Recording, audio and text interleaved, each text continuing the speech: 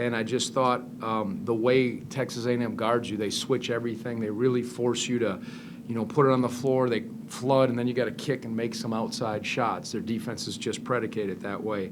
And I thought Jake was, some of the action we ran, we needed his ability to stretch it, make some plays. He had a couple nice pull-ups, and his smarts, either on the wing or in what we call them, the mix. And so he did that. But again, Ryan was all over the place. He was so active. That was great to see. I thought Rhodey really played a tough, good game. You saw that.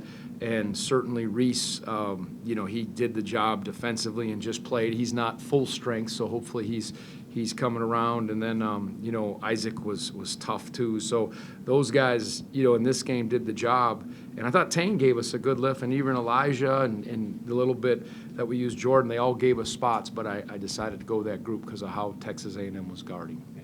Gene, then Greg. Tony, it felt like the defensive intensity cranked up really in the second half. A&M shot just 24%. Just was there something at halftime that clicked there, and then and Ryan down the stretch with those 2 blocks and 3 possessions? We were active, and again, Ryan anchored that. Reese was right, and everybody was just fighting. We knew that was our chance, and they're aggressive. And they had some missteps and missed a few shots, but I thought, I hope our defensive activity and the idea of not yielding played a part in that. And, it's a hard-playing team. I've coached against Buzz, and I know he's a terrific coach, and his teams are well prepared. And so it was just, it was kind of, can we match that? And we talked about identity, a group identity, and I thought that was the message. Our identity showed the way it needed to in a game like this. So, and everybody did their part.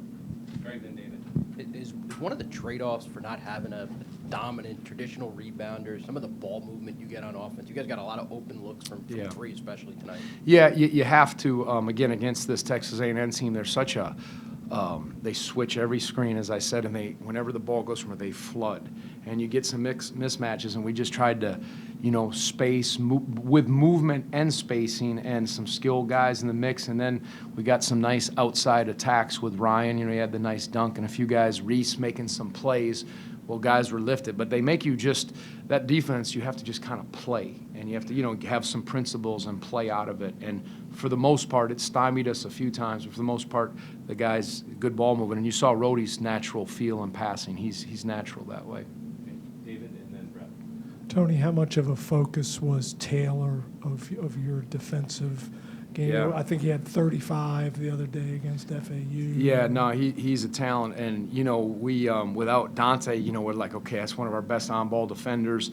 Reese was, a little questionable with his leg, and we're like, whew, who's going to match up on him? Well, I thought Isaac did a good job the minutes he was on him, and then Reese did do the job when he was there. We just knew, Reese would do as best as he could and respond to the challenge. We'd help him and just make him earn all of his looks, because he is a guy that can get it going. I think he's the preseason player of the year in the SEC, and what he did against FAU. And they were down a man too. They have a really good player that's out, an experienced player in Radford. But Coleman came back and showed, why he's really developed his game, and he's a load to keep off the glass and played a good game. Brad. Tony, you mentioned not having Dante.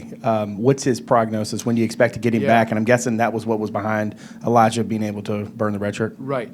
Dante rolled his ankle, and just was not able to go today, and it swelled up pretty good, and so, even before that, we were just talking about the depth and all that stuff and where we're at, and Elijah's leg is getting stronger and better. I mean, you saw him jump up, grab a rebound, block a shot, and so it was just one of those situations where even before Dante got hurt, we were talking about it, and then it made sense, and of course it was discussed thoroughly with Elijah and his parents. I mean, he was like, heck yeah, it's like, just let's, big picture, but he's moving better, feeling better, and that was the decision with that, and hopefully Dante will just heal up, and but valuable experience and quite a way to burn your red shirt, get thrown into that game in that situation. But I think he airballed the 3 in the corner and was smiling. So I saw him and I said, that's pretty cool. So as long as we won. No, I think he's got a nice upside, and he'll just have to keep working. Tony, Jake Grove had a stretch again where I think he scored 7 straight for you guys. You talked before And he about didn't his, miss a breakaway dunk this time either, so that was good. so much better night.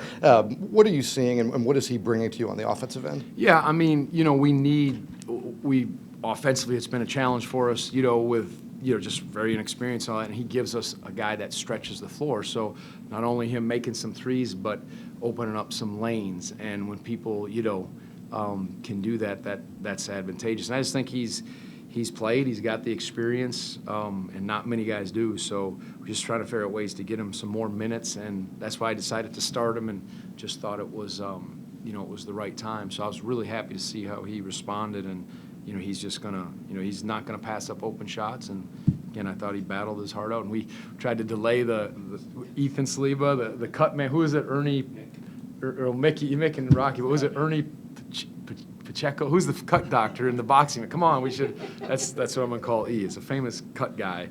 We had him in our corner tonight, and he got it done. And we stretched that time out as long as we could. All right. We're done with Coach Bennett. We'll bring in Coach Williams. Maybe he knows.